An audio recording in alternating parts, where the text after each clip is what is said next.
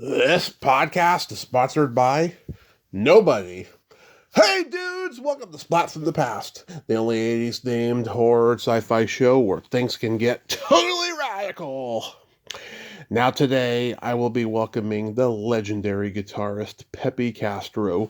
He was the guitarist for Blues Magoos. They are best known for their 1966 hit, We Ain't Got Nothin Yet. And they were part of that, psychedelic scene of the late 60s in garage rock. And that was their only hit, but they had, God, an amazing little journey there. And that's not all, though. Peppy also was in the original Broadway production of Hair, alongside several of my guests, Shelley Plimpton, Beverly Bremers, and Billy and Bobby Allisey, whom he had a band with called Barnaby Bye. And in addition to that, he also was in the band Balance. And he's played with everybody, God, everybody from Ace Frehley to Laura Branigan, lots of people, Aldo Nova, lots of people, and it's going to be great to have him on today, and it's going to be great to reminisce his music journey. He's also an award-winning playwright. I'm sure Hera has something to do with it. I will ask him. Also, again, I'm saying this way too often. Rest in peace, past guest Regan Wilson, the gorgeous and sexy Cheryl from the Grindhouse horror classic Blood Mania. We talked in October of 2023. Go listen to that episode, number 1899. She was a fascinating lady. Also, finally, rest in peace, Valerie Perrine, gorgeous, talented actress, Miss Teschmacher, on in the first Superman. And I've told the story before, but years ago I asked her to be on the podcast, and she said, I wish I could. I love talking to my fans, but I chatter when I talk because I have Parkinson's. And she was so sweet, such a sweet lady, and she was very active on social media, posting pictures of her from back in the day and interacting with people. Such a great lady. She will be missed. So yeah, here is my interview with Peppy Castro.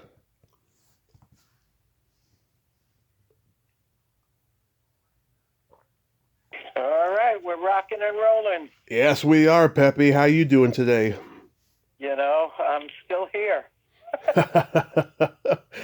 We're all still here. you know, Yeah. every day's a victory. Yeah. Exactly. This is such a great honor. Thank you so much for coming on today. Hey, my pleasure. So going back in time, what age did you start gravitating toward music? Oh, geez, 4 years old. 4 years old. I heard a thing called the radio, Yeah. and that was it. And it's like, boy, I had to sing. I heard everything on the radio, and everything I heard, it was like candy. It was like the mental candy. It was like heavenly. And by the time I hit 13, by the grace of God, some kid showed me how to play a guitar chord, one chord on a guitar, Mm-hmm. and that was like the first real major aha moment in life. That was like the minute that happened, it's like I saw a zipper in the sky, and I realized it's bad enough I'm a Gemini, but I realized I could be two people. I said, wow, if I learn how to do this, then I can be the guy who accompanies the singer.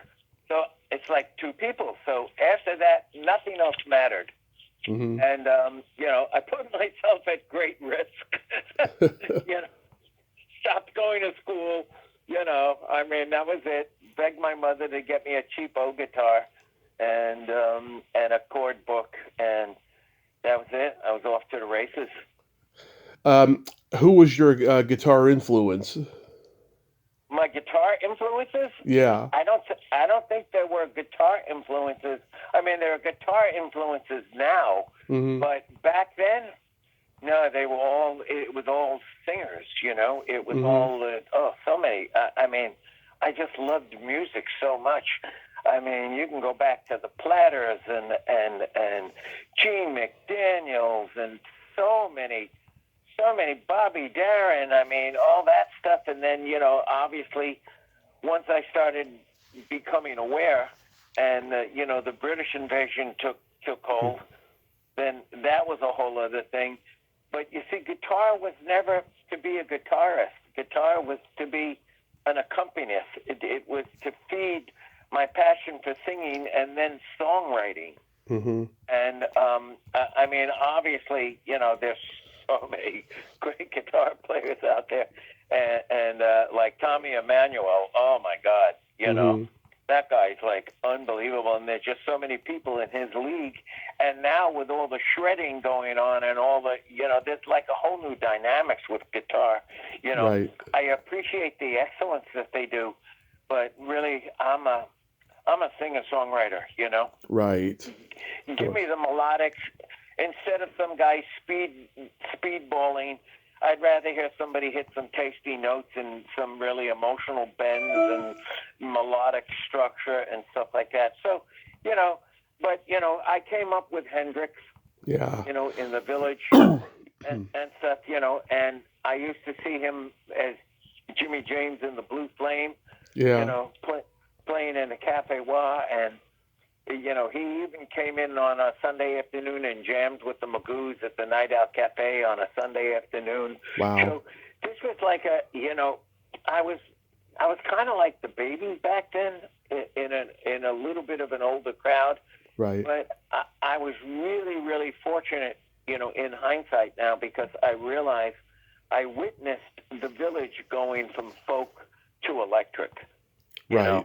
Right. And that was an incredible transformation. So, if I was walking around the West Village back then at 14, 15 years old, Dylan was walking down the street with his guitar, Richie Havens was walking around, but all these guys were walking around before they became, icons. Of course. So it was a very cool time to witness, Oh, absolutely. Do you remember the first album you ever bought or was given to you? Oh, boy. Back then it was all 45s, Yeah. Everything was 45s. I remember the three Brown, what was it? The Little Jimmy Brown, I remember. What was that? There was a singer who I loved. A Kiss is Sweeter Than Wine was, what was his name? Oh, jeez. He was wonderful. I mean, Yeah. I was really growing up in the 60s, so the early 60s stuff, there was so much stuff hitting. And albums, I don't think I became aware of albums until somebody exposed Broadway shows to me, and they became really popular. And then Yeah. hearing the soundtrack to West Side Story, and different things like that. But as far as albums go, that's a tough one to remember what they were. I mean, obviously everybody got into Rolling Stone, Beatles shock when that happened, and Right. the Kinks and the Animals and all the that massive invasion of stuff. But I was aware at that point. I was aware of the great songwriters, Mhm. Goffin and King, and all these great, brill building guys that sat all day long and knocked out songs. Because a lot of those early doo-wop groups, they never wrote their songs. So it was always the hit songwriters of the day that wrote songs for them.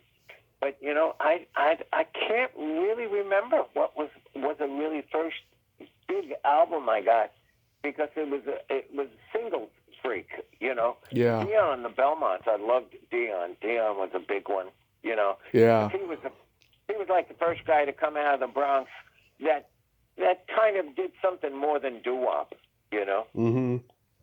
There was a lot of acts that came out of Brooklyn and Bronx that were all, the Del Vikings and all these other bands, but he was so song oriented, and he wrote such great songs that he was a big influence. Dion DiMucci Hmm. when he hit. But then you had American Bandstand, so you really didn't think of albums as much as I'd run home to see American Bandstand when it was coming out of Philadelphia Yeah. before they even moved to L.A.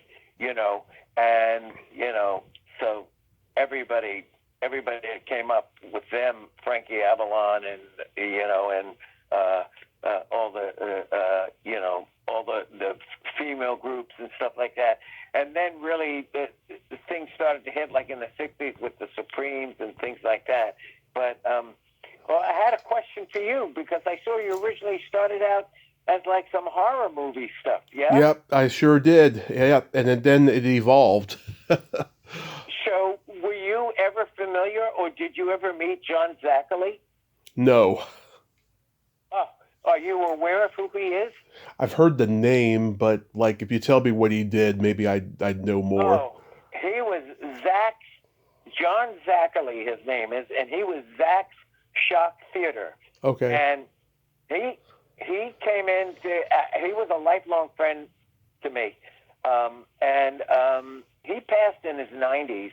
Hmm. And he was on WPLJ as a DJ for many, many years in the New York market. Yeah. But I remember being 9 years old, and he had Zach's Shock Theater, which came into the New York market out of Philadelphia.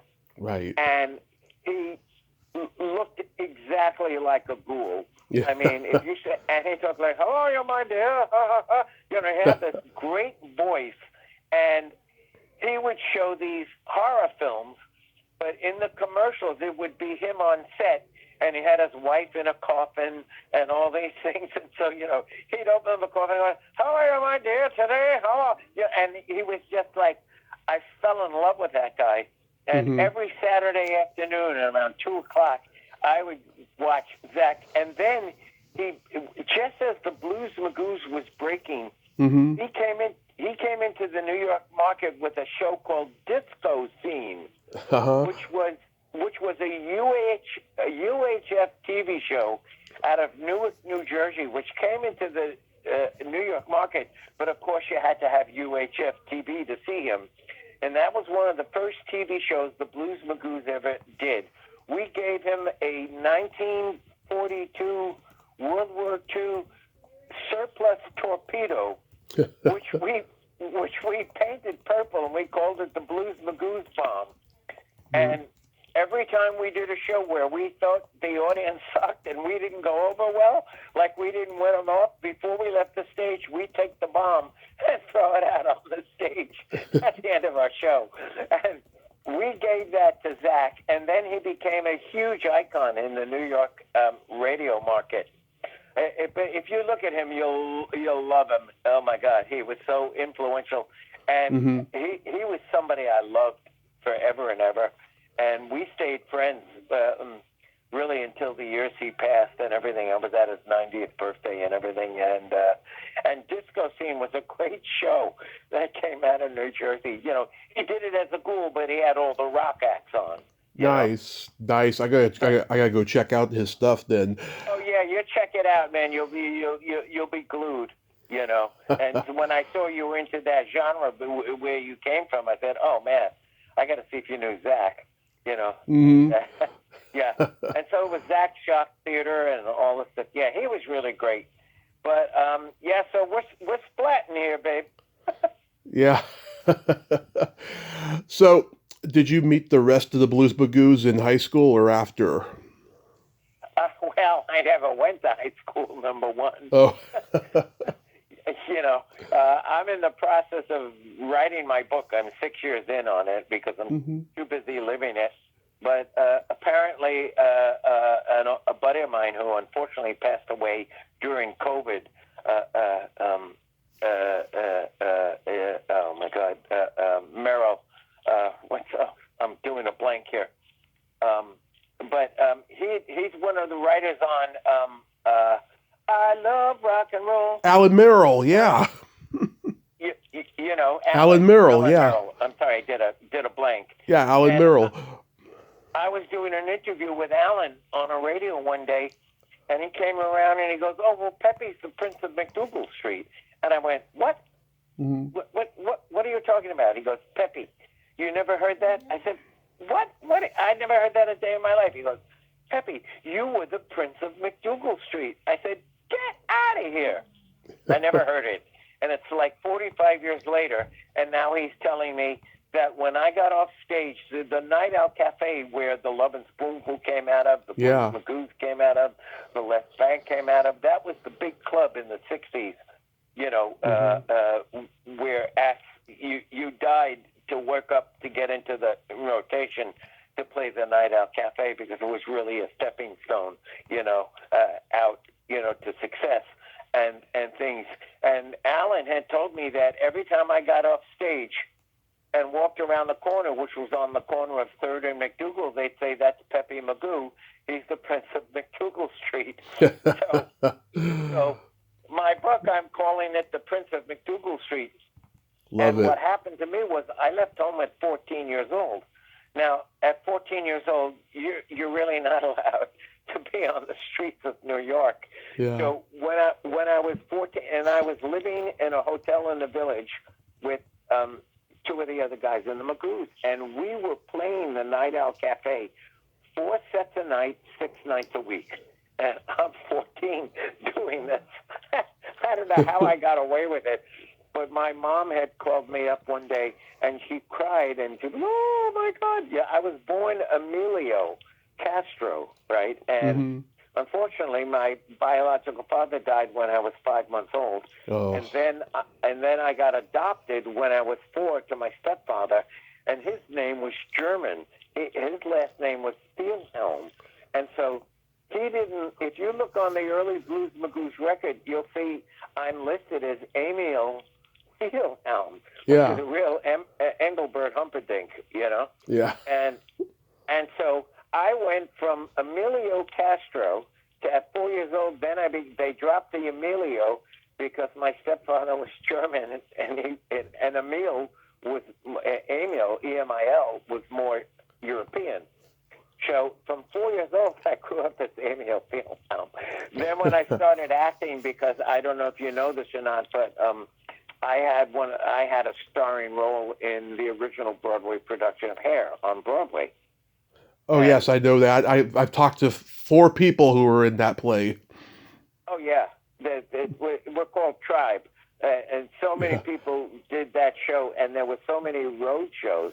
The great thing was to do it on Broadway, which was wonderful, you know. And I did the show for a year and a half. So at that point, when I joined Actors Equity and in the later versions of the Magoos, because I got nicknamed Peppy, then I just said, well, listen, Castro's my bloodline. And so professionally, I've been Castro all the time. But long story short, my mother called me up one day in the hotel crying, saying that the detectives were there and they were going to put me away in a place called the Children's Village up in Down Ferry because I was a truant.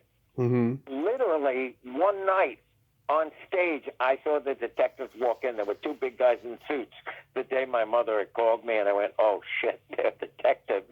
And I jumped off the stage in the middle of the song, put my guitar down, ran out the back door of the Night Out Cafe, ran up to the roof, jumped over 3 or 4 buildings, came down halfway down the block, and ran back to the hotel with my heart pumping out of my chest.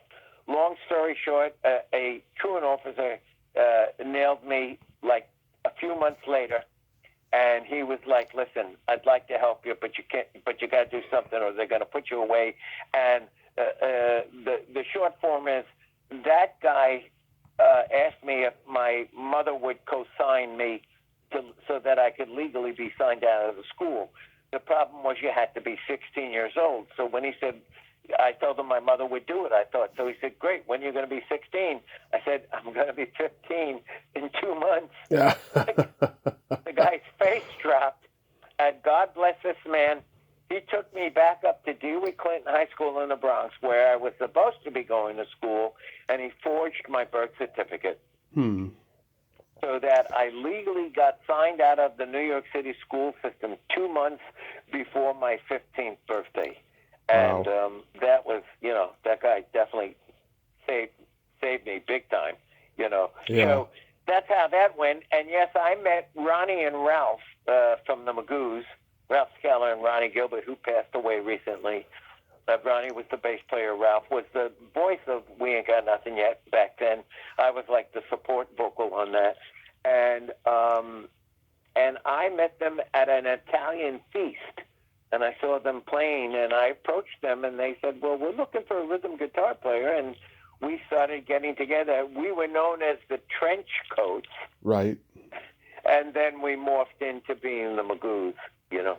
Yeah. Where did that name come from? Actually, it was given to us. The Magoos, we came up with an awful lot of inventive stuff, like the album cover. We came up with the name Psychedelic Lollipop, all that stuff. That was predominantly Mike Esposito, our lead guitar player, who was a wonderful musician and a fabulous artist and painter.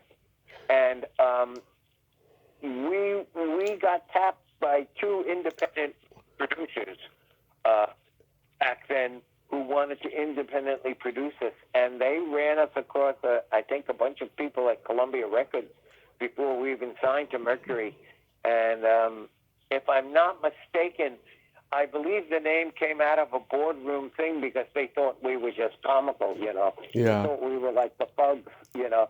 They didn't know what to take us serious, you know, these crazy kids from the Bronx, you know, with kinky hair and all that stuff. Yeah. And in a board meeting, someone in that meeting, it could have been a guy named Tom Wilson, who ended up being Dylan's producer. Yeah. Who kind of broke him. But they came up with the name, and they came up with the spelling of BLOOS. And then after a little time, because we did play some blues songs and psyched them up a little bit, then we changed it to the regular BLUES, Magoos. But the name did not generate from the actual band itself, of all things. Mm-hmm. Well, I think it's a perfect name for you guys because, you know, you guys were kind of blues adjacent in your garage psychedelic rock sound. It's not like you guys were like Paul Butterfield, you know, playing Delta blues. You guys were playing, you know, blues adjacent kind of a rock, you know, kind of like the early. And, you know, the wonderful thing back then is, you know, if you're in the right place at the right time, you know, you got to have luck, timing, and talent, you know.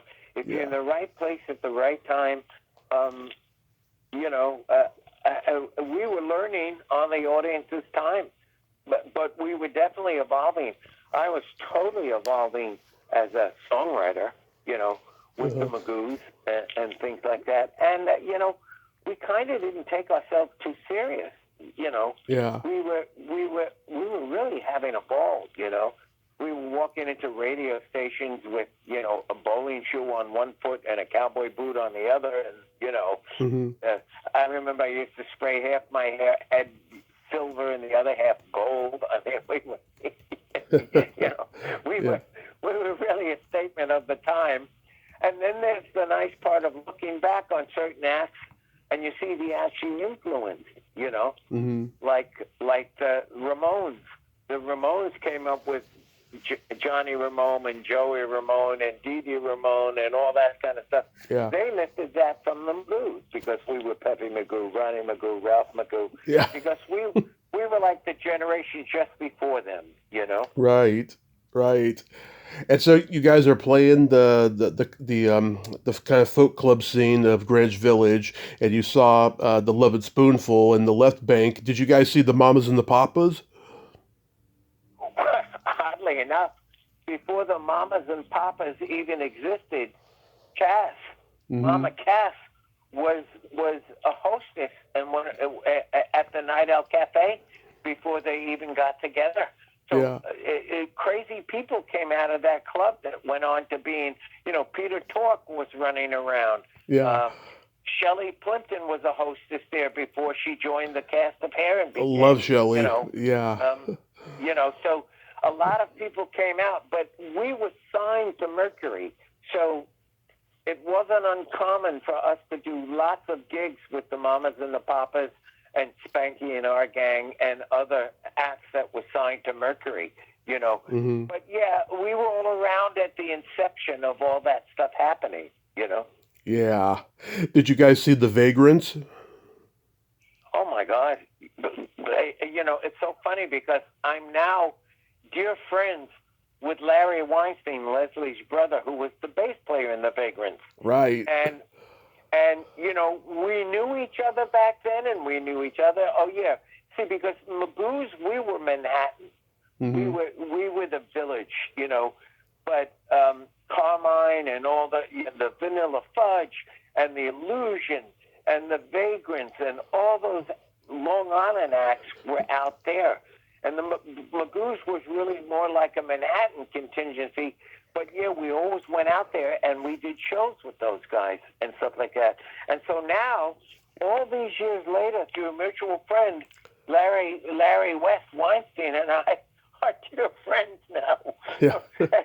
It's so funny. Whereas we were rivalries, whereas in the band Barnaby Bye that I'd been in for years and years, Mike Riccadella, our drummer, Hmm. he was the drummer in the Illusion, and I remember them in the 60s coming into Manhattan and walking around to come in and buy clothes in Manhattan.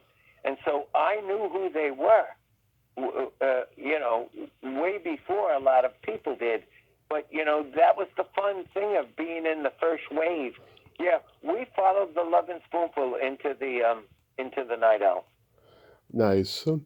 So you guys get signed to Mercury and you record Psychedelic Lollipop and it becomes a top 40 record and We Ain't Got Nothing Yet is a top five single. Were you surprised that it took off like that? I don't know that I was surprised as much as um, I was like pinching myself. It's not surprised. It's kind of like it's kind of you a dream becomes reality, and you don't ever think about attaining it because you don't want to be so depressed if you don't ever get it. Yeah. But it was obvious, and I can remember tracking the buzz and tracking the thing like, oh my God, oh my God, oh, without this, we can do this, we can sell out of the club in Detroit, we can go down to Florida, and the kids are lining around the block, and then then there's the sheer ecstasy of hearing your record on the radio. Uh-huh. And I think the first time I heard We Ain't Got Nothing Yet on the radio was in probably we were in Cleveland, I think Cleveland or Detroit, somewhere in that Midwest corridor, Chicago, Cleveland, Detroit, Yeah. and hearing it on the radio was, especially back in those days, because everything was American Bandstand, AM radio, FM wasn't really even cranking up yet. That was just like, oh my God, Mhm. like you don't think you made it. I mean, I never thought of money. It was more the passion and the glory of wanting to be somebody and like, oh my God, we made it, because you don't get played in the New York market until you're a hit everywhere else in the Yeah. United States. So, so even though I'm hearing myself touring around the United States, it's like, okay, well, nobody knows who we are in New York yet. And then once we got on WABC radio in New York and you get on the playlist in LA, then you go, oh, okay. Now it's like official, kids are chasing you down the street. It's the tail end of Beatlemania. You're a definite rock and roll star. And, that was just amazing. It was like, it was like living in a dream state, because Yeah. the odds of that happening, and all the great talent I saw in the Village that were older than me, that like, oh my God, they were such great musicians and stuff. It was strange, but again, we were saying something. We were the pulse of the street, Mhm. and we were doing it. Unfortunately for the Blues Magoos, Pipe Dream, our second single, got banned, Uh-huh. and that's what gave the Blues Magoos that one-hit wonder deal, because the love hippie love power, you know, movement in the United States was getting so much more evolved into love and peace and drugs and acid and all that stuff, that even though Pipe Dream was a song, it was an anti-drug song, actually. It was Yeah. telling people not to get hung up on drugs. You're having a pipe dream. You have to come back to reality, you know. Yeah. But when it was top 40 and it came time to, well, are we going to have another hit record? The ABC network said, we can't play this. It's reference to drugs. It's too psychedelic. And, you know, they banned the record. And that's when that was the beginning of the, you know, the downward spiral to that. That's so interesting because Paul Revere and the Raiders had an anti-drug hit, Kicks, around that same time, and it's like, you know what, a pipe dream is a little too dark for you, you know, kind of thing. Yeah, well, that's the thing. You know, they were because of Dick Clark. They were the flavor of the moment. You know, you did Where the Action Is. They ran the roost. I mean, we were on tons of bills with Paul Revere and the Raiders. I mean, they were huge. I mean, they had a TV show to drive them all the time. Yeah. You know, and but yeah, we did tons of bills with those guys, and of course the tour with the Who and Herman's Hermits really broke things crazy in the United States, and that was great.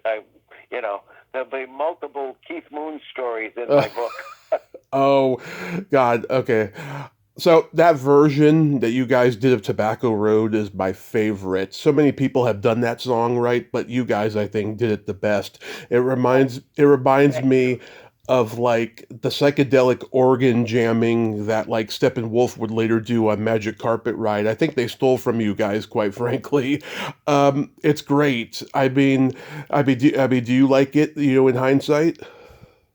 Do I like what? Do you like the version you guys did in hindsight? Oh, I love it. Are you kidding me? It was, I mean, we got inspired by the Turtles with that song. But we took it to another level. Oddly enough, we were never getting into psychedelic music until we went out and bought an Echoplex, which was like the first tape delay kind of thing that was made famous by Les Paul, you know, and we had bought a brand new echo machine at Manny's Music, and we were rehearsing with it one day in the night out in the afternoon, and it fell off the piano. Joe Mara, the owner of the club, insisted on having an upright piano that he would never take off. So if you played the Night Out Cafe, 3 people had to stand on the stage, and the drummer or an organ player had to play on the floor, and that's how you played in the club there. But what happened was the Echoplex fell off, and we had just bought it with, oh my God, our brand new Echoplex. But when we plugged it in, it was feeding back, and it was going woo, woo, woo, woo, and we all were like, what the hell is that? And then Mike Esposito, there's a speed selector where you can change the speed of the tape. And he did that thinking, well, he would stop the feedback, and it didn't stop the feedback. It just made the sound go to a lower thing. And naturally, you know, we're all starting to smoke. I mean, the first person to get me high on weed was Graham Parsons. Love it. You know, and I'm 16 years old, and, you know, and smoking marijuana, and we're smoking all this stuff, and the village is on fire and all this kind of stuff. And when we heard that stuff, we went, whoa! We were like, that's trippy! Yeah. And that's really what started us off, and we started incorporating it into the music, and then we went out and got a theremin because there was an old band back then called Lothar and the Hand People. Did you ever hear of them? No. Oh, yeah. Lothar and the Hand People. and they had a theremin. They were early on with the theremin, and the leader of the band became a dear friend of mine, and so then we incorporated a theremin into our sound and everything else, and that's it. Then we just started breaking things down, and Tobacco Road was just us all jamming out and doing things, and then we threw things we called traffic jams and everything else, and that song was just total fun because it was different every night. There was no roadmap. We had a basic frame, you know. Okay, boom, here's our cue now. Okay, Ronnie, the bass player, is going to do a raga. Okay, now we're going to come out and we're going to do traffic jams. And we just got, you know, I'm taking the microphone stand and I'm using it as a bottleneck slide on my guitar, like, you know. Yeah. You know, I mean, it was crazy. And the version, it definitely was a sign of the times, and it took it to a whole other place that bands weren't doing, and that's what happening. You know, FM radio would love to play that because those guys could play a 5-minute, 6-minute song, and then they could just smoke weed in the studio. Yeah. I know. It's a completely different landscape now. You know, so it was quite a time to be alive, for sure, you know. But all these DJs would say, man, we love Tobacco Road, man, because when we put that record on, man, we don't got to do anything in 5-6 months. Man, and we fucking blow a ball, you know, we roll a doobie, and we're like, whoa, you know. So it was definitely an amazing time. Not only that, every single band was different. Yep. The 60s was amazing. I never saw such creativity in music in my life than the 60s. Every single band that came out of England was different. Every band in the United States, everybody was different. It was so inventive, you know? Yeah. It was like no bandwagon, you know? Yeah. And so you don't have one really good story about Keith Moon that you could tell now? Oh, yeah, I got tons of them. Okay. So I was, you know, Keith and I was, you know, being on that tour, I was in a Who shop just like everybody else. Yeah. I loved the Who, you know. Yeah. I was like, wow, these guys are something else, you know. They're trashing their gear every night on stage. But Keith Moon was out of his mind, and I never saw anything like that. But, you know, he was always going, come on, mate, come on with me, man. Come on, mate. So the tour is now, mind you, all 3 bands went on the plane with all the souvenir equipment and the souvenir guys and the main roadies and all that stuff. The gear was bus and truck. So we got to fly to the next place, but the roadies and all the setup guys and everything, they had to truck it to the next place. So we flew from somewhere to Chattanooga, Tennessee. Chattanooga, Tennessee, right? Right. And, you know, you got to leave in the morning. Bus leaves at 8 o'clock. Okay, we're going out to the airport. Everybody, we had bunk beds on the airplane. I got a bunk bed story too. But here's this one. So we get to Chattanooga. The tour, everybody gets into the buses. Everybody takes everybody to the hotel, and the hotel and the roadies come to us and they say, "Okay, listen, everybody has to be checked into the hotel. So it's probably going to take a good half an hour, 45 minutes. So you guys just chill and do whatever, but that's it. It's going to take that long to get everybody checked in." Moon comes up to me and he goes, "Hey, mate, come on, man. Let's go across the street. Let's get a drink." Yeah. And I'm 17. I can't even drink. But I'm like, okay, Keith wants to go, but I'm going to hang out with Keith, right? Right. So we go across the street, and there's a bar. It's 2 o'clock in the afternoon, right? And Right. the sun is out and everything else. And the bar's like a railroad flat. So imagine you see this skinny door, and you open this door, and all you do is just see straight down. You know, it's not a wide place. It's this small little bar, and you open the door, and all you can see is maybe 12 guys on bar stools, and then maybe there's a little more room in the back and stuff like that. So it's very linear.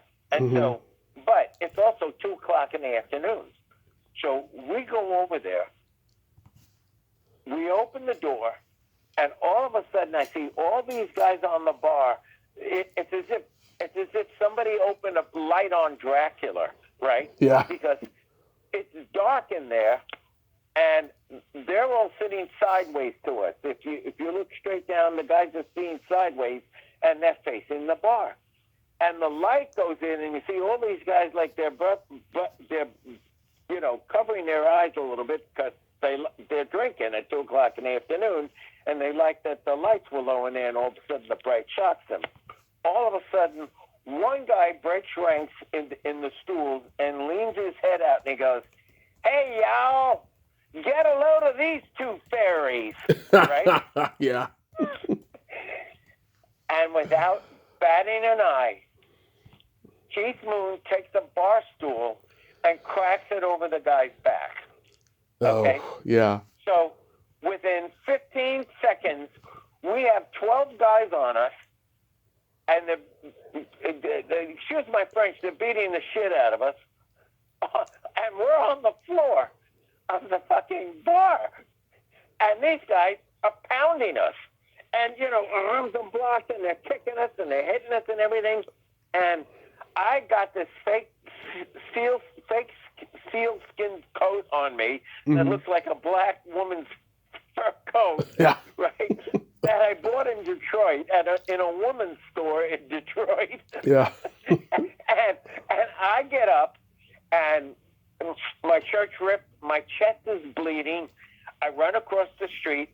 I run into the lobby where a lot of our guys were like ex-paramilitary guys and black belts and stuff like that. And I said, "You better go get him." he's over there. They're kicking the shit out of us. And they go run over there and they fish him out. But this is like, now, if somebody says something to you and there are 12 guys, would you pick up a bar stool and hit somebody? No. You were like, "All right, man, like, all right, chill, man." Like, okay, don't, or you turn around and walk out or something. But this is typical stuff every day that happened if I went out with Keith Moon. There was all these kind of things. And finally, I was the last guy in the tour, and I just said, "You know what? You want to live. You don't go out with that guy." Yeah. But that's how no filter whatsoever. And he's got all this mod clothes and these 2 little guys, and that's it. Get a load of these 2 fairies. Bam! He fucking, he was certified.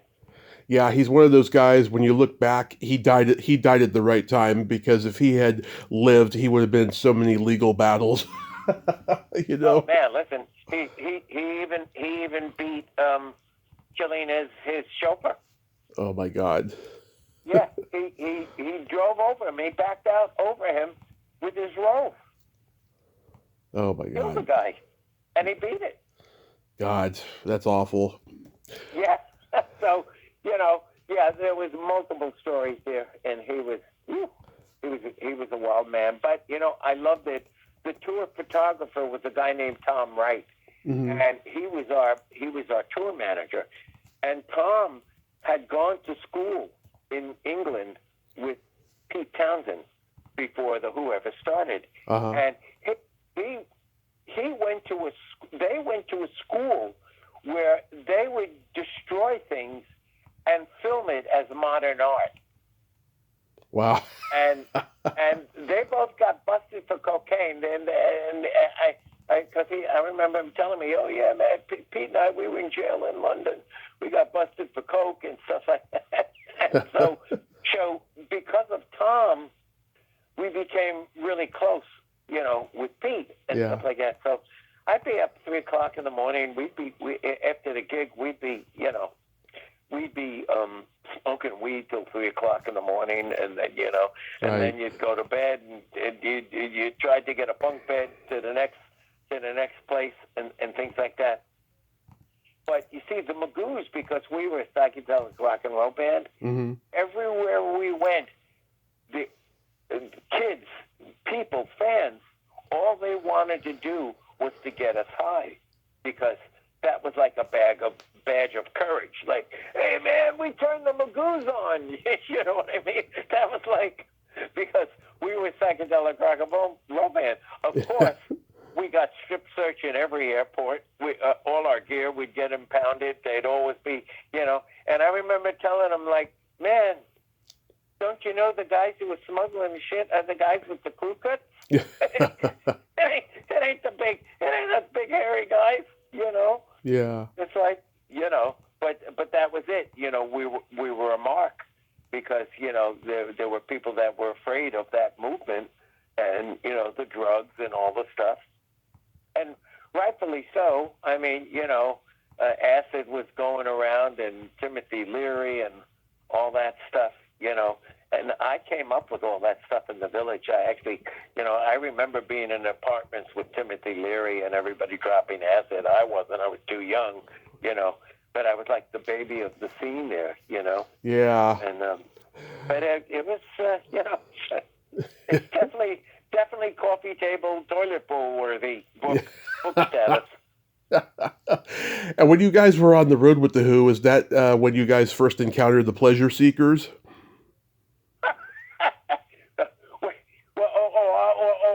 I'm thinking of the Plastic Casters. Oh yeah, the Pleasure Seekers. Yeah. Yes. The Plaster Casters. Oh, that's funny. Do you know about the Plastic Casters? Well, I know about Cynthia Plastercaster. Yeah. Well, they were out of Chicago, and that's it. And they did plastic molds of everybody's erect penises. Right. Yeah, because I'm friends with Patty Quattro and Kristen Hilaire, and they talk about this era on their podcast, and they've mentioned the Blues Magoos and you in one of the stories. I love Patty. She's such a great storyteller. You see, there was a club in Detroit called the Chessmate. Uh-huh. And before the Blues Magoos broke, we were starting to get booked by some people at William Morris. Mm-hmm. And, it wasn't glory stuff, but it was like, hey, I can get you a week at this club in Detroit. I can get you down here in Florida and things like this. So we were like, yeah, we were all up for getting out of the village and getting out. And we became a phenomenon in Detroit once we started playing this club, the Chessmate. And we probably played there about 2 or 3 times before the band broke. And then when the band broke, we even went back as a courtesy to the guy, to give him a big payday and stuff like that. But we had lines around the block, and that's where we met. Yeah, that's where we met Patty and her sister and the whole thing. And they were big Magoo fans. Yeah, and rightly so. In 1967, you guys got to perform on the Smothers Brothers Comedy Hour. Anything stand out about that? Well, there's a bit that's hysterical. They did a hysterical bit with us, which was great, where Tommy Smothers had a wig on. Have you ever seen that thing? I saw you guys performing the song Pipe Dream, but I didn't see the bit. Oh, yeah. I probably have it somewhere in my data. It's really, really great. It's really funny. Mm-hmm. It was a classic bit. Yeah, no, it was business as usual. We were pretty. Again, they were on Mercury. Yeah. So that was the hook there. They did the label a favor and stuff like that. But they were as nice as could be. They were fun. Everybody, Andy Warhol. Everybody loved the Magoos. We were like a musical thugs. Yeah. Yeah. The Fugs were just a little too gritty and a little off the wall and a little more revolutionary for the time, And but the Magoos, we were, people thought we were funny. Yeah, they didn't take us too serious. Yeah. The name was funny again, even and I'm sorry it didn't go longer than it did. But Yeah. that's the way it was. But would I trade it for anything? No, because uh, I was able to reinvent the wheel. I bounced back a number of times. I've had a great career. Yeah. I've got gold records for my songwriting and with Cher and Kiss and Diana Ross and people and stuff like that. So Yeah. my musicals, things like this. I'm still very involved. Um, I still have my songs coming out on some records to this day, and I'm just unfortunately I had a medical thing going on. I had double hernia surgery in the end of January, Right. and the anesthesia did a number on me, and so I got another surgery coming up. So I have a house built in 1760 in upstate New York. Even though I love spending most of my time, I got a nice little satellite down in Florida, which I love. Mm-hmm. But I've got this trippy house, which I love. And so I'm up here now because I'm going to have some surgery in April, and hopefully be back in the saddle again and go there. But I'm always doing music round the clock. The Magoos were definitely a special part, and We Ain't Got Nothing Yet. It's just one of those classics. Oh, of course. Did you know that when Howard Stern was in junior high, he had a band called Electric Comic Book? No. Yeah. About 30 years ago, I was listening to the audio version of his book Private Parts, and that anecdote was in there. And then when I discovered the Blues Magoos years later, I was like, that was the name of Howard Stern's band in junior high. It's so funny because I'm going through all this stuff. I was like Ace Frehley's biggest influence and inspiration in his life. Yeah. And so I got some Ace stuff in the can, which I did before he passed with him and things like that. But he was he searched me out when he was a little kid because of the Magoos, because he lived near me, and he's like, wow, this guy made it, and so, and yeah, I sat with him, I taught him some guitar and all the stuff. We stayed friends ever since, and then I became close with Paul Stanley and wrote Naked City with Gene, Vinnie Ponce and Bob Kulick and stuff. So that's a great song. It's been thank you. It's been very varied, but I never wanted to play We Ain't Got Nothing Yet for the rest of my life to where it didn't remotely sound like We Ain't Got Nothing Yet, and become an imitation of myself. So I was always lucky to go back and reinvent the wheel and still stay alive in this crazy business, Yeah. During the pandemic, I got to interview Billy and Bobby, and they were the sweetest guys, and they sent me autographed CDs after the interview. Working with those guys, I mean, are they just very in sync with each other? Are they definitely twins if ever there was any? Well, you know what it is? We all met in the Broadway cast of Hair. Right. They were in the cast with me. And when I met them, and they had a duet in the show, and when I heard their voices, I said, oh, my God, these guys are like new Everly Brothers. Yeah. Their voices were like identical. And so I took to them because, we were all music guys, and even though we were employed as actors, singer, dancers on Broadway, it was still all about the music. So then I brought a guitar down into the dressing rooms, and we'd sit, and I noticed that I could harmonize with them and blend in with their voices, like great, Yeah. And I had a very high range and a good falsetto and stuff like that. And that's where it all started. So I was like, come on, man, let's start a band, after Hair. and that's how Barnaby By started and stuff like that.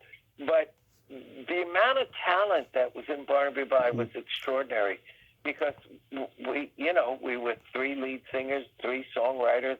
Even Mike Riccadella is a songwriter and does that stuff too. But the amount of, and I would hear their songs and, I would just be flabbergasted sometimes because they would come up with such gems and such melodies. And they were the same with me. I taught Bobby a lot of things on guitar and stuff like that, and bass and all that stuff. And we're close buddies. We're lifelong friends. Mm-hmm. And the blend it's funny because I just today started working on I had a song I wrote in balance called "No Getting Around My Love," and I was sitting around with them one day at Bobby's house, and I was just playing the bass line that I wrote for the song. They went, "What is that?" I said, "Oh, it's the bass line of one of my songs." "What is that?" And I said, "Well, it's a song called "No Getting Around My Love." And they fell in love with the song. So we got to do that. So it's our opening song that we've done for the last 10, 15 years, and for whatever little shows we do. Uh-huh. It's really fabulous, Mm-hmm. And so I decided to stripe it off to the internet if somebody's doing a phone deal on it. So, the audio can't be that great. But I'm trying to mess with the audio a little bit and then put it back out there because it's such a great testament of Barnaby By. Live. We were like a Leslie with a shot of B12. Yeah. Mm-hmm. with a shot of Pepto Bismol or something. Yeah. So but we love Barnaby By, and every time I've ever gotten back with him to do one-offs or anything, that uncanny feeling that you get when you sing with somebody and you go, God, it's still there. That magic's there. That we're the only people on earth that can sound like this or do this. It's really something special. So it really wasn't, even though we all individually did very well for ourselves, the band never really had its day. Mm-hmm. But it's one of those great things that to me it's a total success because I loved it. When I would do Barnaby By shows with those guys, I felt like I was in the middle of a beehive and Barnaby By was the queen bee. Yeah. And it's just something that you can only experience when you find magic, when you do music with somebody and you get a little magic, Yeah. The Blues Magoos magic was hitting that first chord of We Ain't Got Nothing Yet. Right. There's no other act on earth that could hit that the way the Magoos did. And because technically, if you look at everything we played, mathematically, it doesn't even go. But when it meshes together, it's like a potion. It's like something that shouldn't go, but it goes. It's like, because there are notes there that you would think would clash, but it made this sound that I've never heard anybody else ever do. It's like Good Lovin' with The Rascals. With the Rascals, right? Right. Gene Cornish has always been a buddy of mine. I must have seen 100 guitar players play that song. Yeah. But when you hear Gene play it, you go, that's the record. That's the guy. You know what I mean? It's like that signature, that whatever little crazy things he did with his wrist or how he played it, nobody else, I've never heard anybody match it like Gene Cornish. It's like a signature thing. And Barnaby By did have that magic. And that's why I always loved Barnaby By, Mm-hmm. Real quick, I wanted to mention you played with one of my favorite singers, Laura Branigan, and I've interviewed her manager, Kathy, a few times. You got any good stories about Laura? Well, I met Laura on a fluke. Well, I met her through her brother, Billy. Mm-hmm. And I have a musical called X Star which is about a superhero becomes a superhero because he collides with an extraterrestrial energy star and gets the powers of the universe, which I started in 1979 with Stan Lee from Marvel Comics, if you can imagine. Yeah. My manager put me together with Stan, and I was sitting down with Stan. I was flying out to his place in Westwood like every few weeks, and we were working on a treatment. Unfortunately, Marvel had licensed all their characters out, and so we couldn't, my manager and Marvel couldn't cut a deal because he couldn't get the characters he wanted to make this musical. It was to be a super musical. So Stan and I had to look at each other and say, okay, well, we're doing this for nothing. I shelved it, and then the year 2000, I said, you know what, screw this. I'm going to write my own characters and everything. Mm-hmm. And I spent 5 years writing it, 32 songs. It's a pop opera. And I'm still now, because of AI, starting to revisit it again. It's still brilliant. I think it's one of the best things I've ever written in my life, you know. Mm-hmm. But getting something that big up takes an Olympic effort. And what happened was Billy had turned me on to her, and I have a song in the score of the show called "In the Heart of the City," and she loved it. And so I have an unreleased song with her. And so we just worked. She wanted to rewrite some of it. She rewrote some of the lyrics and stuff like this. And I've been sitting on it all these years. And it's great because it's something nobody else has ever heard. And she was, I think at that point in time, she was having problems in her marriage and things like that. But talk about sweet. Oh, my God. Yeah. She was so sweet. She would come over to the studio night after night. I had a production studio in New York, in Manhattan, and we worked for quite a while on it. I don't really know what to do with it, but again, now in my life, you know, I'm in the second half of the movie, so I'm like, okay, well, shit and get off the pot. If I'm gonna, you know, put my song out with Carmine Apiece, let me do that. If I'm gonna release this A thing, let me do that. If I'm going to let this thing out into the world with me and Laura, let me do that. Yeah. You know what I mean? So that's kind of where I am. You know, it's just it's reflective. I'm thankful. I'm blessed. You know, and I'm just ready to just unload all the stuff I've been sitting on for decades and decades and stuff like that. But Laura was a total sweetheart. And then, unfortunately, she started getting sick after that. Yeah. And I know she had big problems with her marriage. Mm-hmm. And it's sad.